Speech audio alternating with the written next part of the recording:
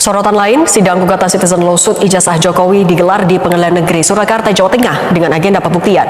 Kuasa hukum Jokowi tengah memikirkan opsi pinjam barang bukti apabila di persidangan diminta menunjukkan ijazah asli Jokowi. Tak seperti biasa, persidangan gugatan Citizen Lawsuit dipenuhi pengunjung.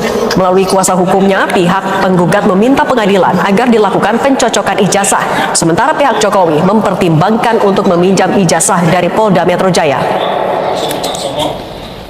Saudara saksi tadi sudah menerangkan mengenai adanya ijazah yang pernah dimuat di sosial media, dimuat oleh Dian Sandi, betul begitu ya kesaksian saudara ya? Iya betul, betul Pak. Ya. Apa yang saudara lihat berbeda dengan yang dipunyai oleh ijazah kakaknya saudara ini? Apa tadi sudah melihat antara lain hologram ya? Apalagi perbedaan yang saudara lihat pada ijazah yang kami jadikan di sini bukti P1 itu ya? Yang kemudian dimuat di media sosial. Apa yang saudara saksi lihat berbeda dengan ijazah yang dipunyai oleh kakaknya saksi? P1-nya ini ya Pak? P1-nya bukan ini. Saya nggak tahu P1-nya. P1-nya itu Bapak tunjukkan ada P1. P1. Tunjukkan. Biar jelas. Bapak nggak ngerti ya. P1 yang mana kan? Silakan. Baik, saudara saksi. Saudara saksi tadi bersaksi bahwa kakak saudara itu hidup dalam satu rumah dengan saudara saksi ya.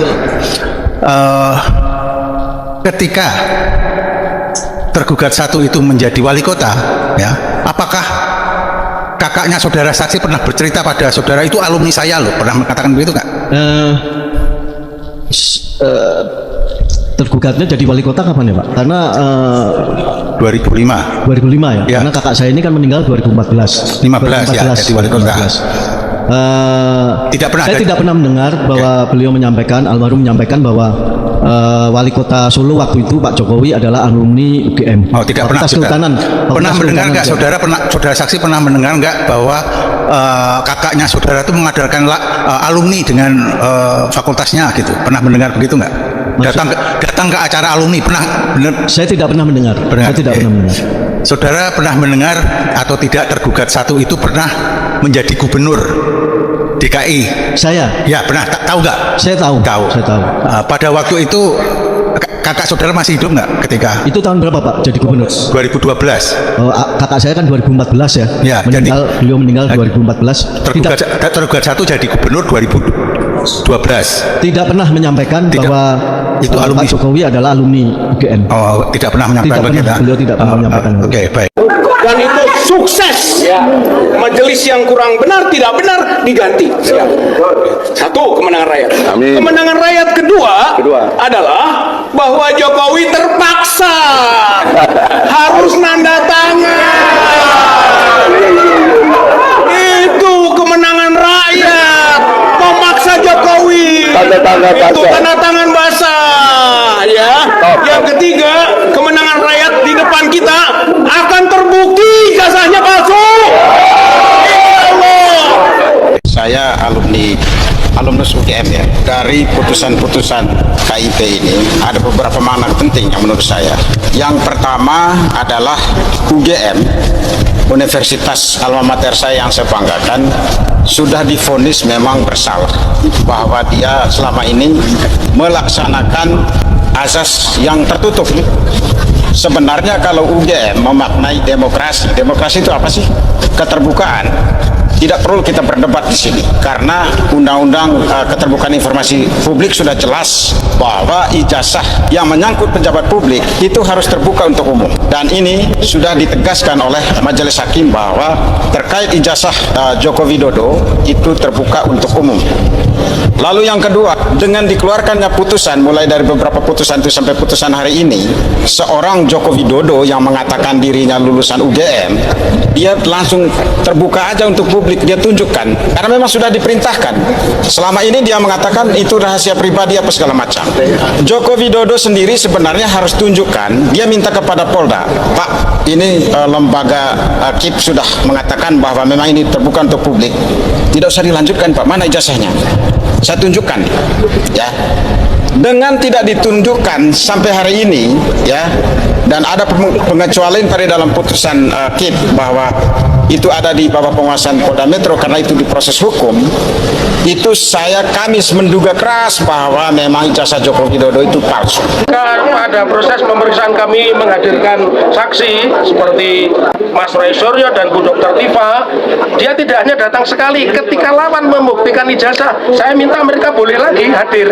Ini kan tidak pernah terjadi di peradilan kita, maka saya ingin yang seperti itu. Itulah yang saya inginkan, yang namanya cross examination, dan itulah yang diajarkan oleh undang-undang baru kita. Yang punya kewenangan apakah Polda Metro berkenan atau tidak untuk memberikan kesempatan kepada kami selaku kuasa hukum Pak Jokowi untuk bon pinjam terhadap alat bukti yang saat ini dijadikan barang bukti oleh penyidik pejabat Polri. Yang saya maknai dari putusan-putusan KIP ini adalah sebenarnya dengan dikeluarkannya putusan mulai dari beberapa putusan itu sampai putusan hari ini, seorang Joko Widodo yang mengatakan dirinya lulusan UGM, dia langsung terbuka aja untuk publik, dia tunjukkan karena memang sudah diperintahkan. Selama ini dia mengatakan itu rahasia pribadi apa segala macam. Joko Widodo sendiri sebenarnya harus tunjukkan, dia minta kepada Polda, Pak, ini lembaga KIP sudah mengatakan bahwa memang ini terbuka untuk publik, tidak usah dilanjutkan Pak, mana ijazahnya, saya tunjukkan ya. Dengan tidak ditunjukkan sampai hari ini ya, dan ada pengecualian tadi dalam putusan KIP bahwa itu ada di bawah penguasaan Polda Metro karena itu diproses hukum, itu kami menduga keras bahwa memang ijazah Joko Widodo itu palsu. Ya. Ijazah dia tidak punya ijazah asli. Kami menduga keras. Nah, kalau punya ijazah asli, karena selama ini dia berlindung bahwa itu adalah dokumen pribadi yang tidak boleh diketahui oleh publik. Dengan adanya putusan ini dia langsung keluarkan. Saya tunjukkan ke publik. Ijazah dia, ijazah gaib lah itu. Ijazah itu gaib, nggak ada kira-kira nggak ada, sama gaibnya dengan ijazah bapaknya. Bapaknya bohong tentang ijazah, anaknya juga mau bohong tentang ijazah. Bung, ini kalau dituntut itu berapa triliun itu oleh Pak Palal itu. Pak Palal itu menuntut sekian triliun, dan duit itu bukan untuk Pak Palal, duit itu harus dimasukkan kembali ke negara. Ke negara itu artinya itu duitnya rakyat. Wah, itu keren Bung, dituntut. Dan kalau itu akan terbukti, insya Allah dia terbukti, ya diseretlah keluar dari kantornya. Apa maksudnya? Yaitu kata lengser Bung, dilengserkan, bukan lengser karena sudah sampai waktunya, tapi dilengserkan, dibikin lengser, dibikin tidak relevan sama sekali, karena sekarang pun dia sudah tidak relevan. Ngaku-ngaku ini Bung, ngaku-ngaku sekolah di Santo Yusuf, itu sekolah elit yang tidak mungkin dia main di halaman sekolah itu pun mungkin diusir sama murid-murid di situ. Siapa kau? Kok kau ada di sini? Ini sekolahan gue. Lo nggak boleh ikut-ikut sini. Di main di halaman, Bung. Mungkin digusur lah sama orang-orang. Mana bisa ngaku-ngaku kayak begitu. Jadi dia bohong tentang itu, dan bohong tentang begitu banyak hal yang lain. Bohongnya bohong, Bung. Bung, jangan keliru. Saya ingin mengingatkan lagi kepada ada mak-mak yang tidak sudi omongan sama si Samsul. Ada mak-mak, malas, kayak gitu. Waduh Bung, wakil presiden republik dibegitukan oleh warga negara, oleh mak-mak Bung. Ada sebuah pernyataan dari seorang politisi Partai Golkar yang bilang bahwa isu ijazah Gibran ini sulit untuk diselamatkan dan saatnya lempar handuk. Posisi Gibran ini sudah kepepet banget, ya nggak sih?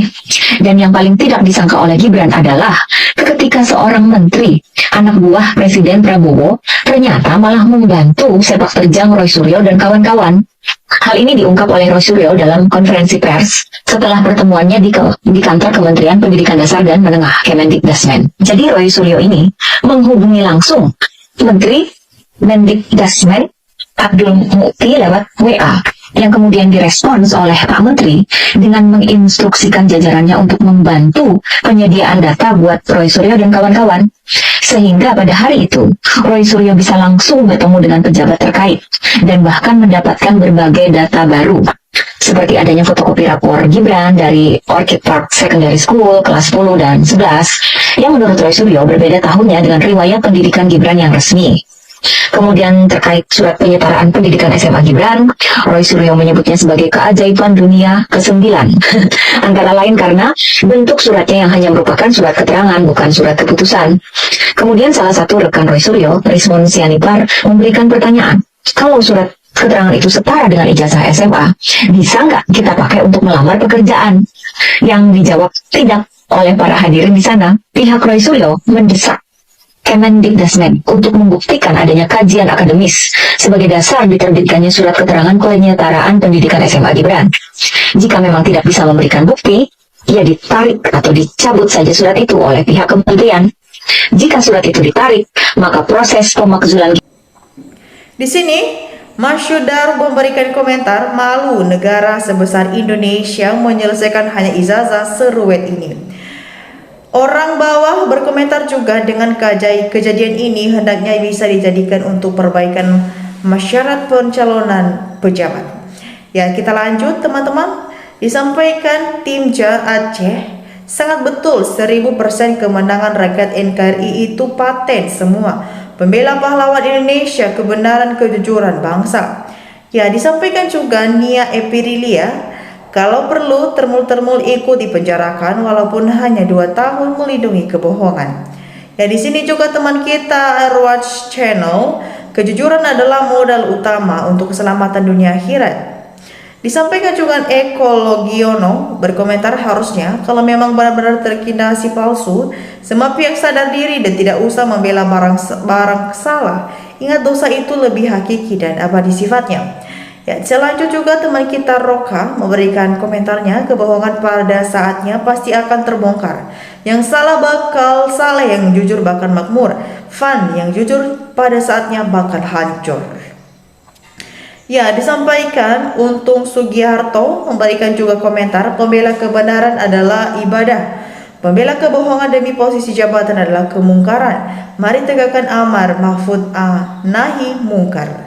Ya, di sini juga teman kita Yasnita berkomentar, sangat memalukan yang melindungi ijazah palsu, terutama pemimpin rakyat, terus pihak keamanan Polri, terutama sekali partai yang mengusung dan bertanggung jawab, sekali KPU yang menyelesaikan berkas-prikas orang dari KPU yang sudah tidak becus. Ya, disampaikan juga teman kita Syafiq Global, kebohongan selalu ditutupi dengan kebohongan. Logikanya kalau asli pasti ditunjukkan. Karena logika menunjukkan kebenaran itu adalah suatu kebahagiaan lahir dan batin. Ya, juga UB Doriskah berkomentar, Jokowi berlindung di ketiak Metro Jaya. Bila polisi ingin pulih dari kebencian rakyat, saya sekarang tunjukkan ijazah Jokowi yang benar, jangan dilindungi. Kalau polisi nggak bilang, polisi PKI Polri harus jelik, PKI itu akan bangkit dan koordinir Jokowi. Ya, disampaikan juga teman kita Nahkola, penipu pembohong perusak sendi-sendi kehidupan berbangsa dan bernegara di NKRI. Kedudukan seluruh warga negara Indonesia yang pernah menjabat dan atau tidak menjabat berkedudukan sama di hadapan hukum. Ya, disampaikan juga oleh Muhammad, sesuruh minta sama Polda untuk dicocokkan. Kalau Polda nggak mau kasih alasan apa, bisa jadi kalau Polda nggak mau kasih, berarti Polda lah yang sengaja melindungi kebohongan Jokowi dan bikin gaduh negara. Ya teman-teman, bagaimana pendapat dan analisis kalian mengenai tanggapan dari netizen ini? Mari kita berdiskusi bersama melalui kolom komentar di bawah.